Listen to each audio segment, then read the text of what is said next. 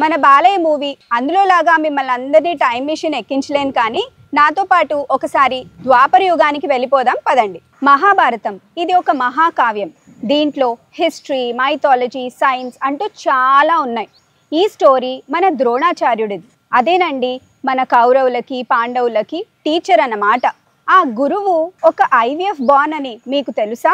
దీని యాక్చువల్ స్టోరీలోకి వెళ్ళిపోతే మన ద్రోణాచార్యుడి గారి నాన్న ఋషి భరద్వాజుడు. ఆయన వేదాలు, ఉపనిషత్తులు అండ్ మిలిటరీ సైన్సెస్లో చాలా గొప్ప అన్నమాట.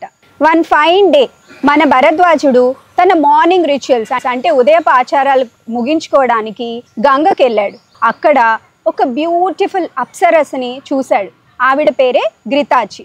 ఆవిడ్ని చూసి మంత్రముగ్ధుడైపోయి ఆయనకి తెలియకుండానే ఇన్వాలంటరీగా ఒక రిప్రొడక్టివ్ ఫ్లూయిడ్ అనేది బయటికి వచ్చేసింది. ఈయన చాలా శక్తిమంతుడు కదా, మరి దాన్ని ఒక కంటైనర్లో తీసుకొని బంధించాడు. మన ఫేమస్ ఎన్టీఆర్ డైలాగ్ మీ అందరికీ గుర్తుందా?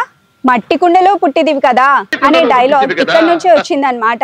ద్రోణాచార్యుడు అంటే ద్రోణ అంటే కుండ లేదా కంటైనర్ అని అర్థం. సో మన first IVF born baby from mythology is from years dated back. ఇలాంటి అద్భుతాలు మన మైథాలజీలో చాలా ఉన్నాయి. ఇంకా మళ్ళీ మహాభారతంలోనే మన కౌరవులు వాళ్ళెలా పుట్టారు, 100 మందిని ఆవిడ ఎలా కనింది అనేదే మన నెక్స్ట్ స్టోరీ.